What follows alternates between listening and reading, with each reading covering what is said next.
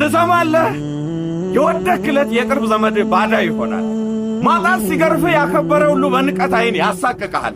ችግር ረድቶ ሜዳ ሲጥልህ ቀድሞ የሚያኮርፍ ጠላት ይሆናል የቅርብ ወዳጅ። እወቅ፣ ሁሉም በቅጽበት ሕልም ሆኖ ሲቀር አቅም የለውም የወደቀ ሰው ደፍሮ ሊናገር። በአጠፋ አጥፊ ባይበድል በዳይ ጊዜ ሲጥለው ሳር ቅጠር ሳይቀር ፈራጅ ነው ሰው ላይ። ቀን ቢጎድልብህ መንገድ ቢጠፋ አይዞህ ባይ ባይኖር የሚሰጥ ተስፋ በፈጣሪ አምነ ልብህን አስጨክን። ሁሉም ጊዜ ያለው አቁም ምሬቱን። ስርባ አጥብቀህ ሆድን ግረፈው። አንጀትህ ሲቆስ በተስፋ አክመው።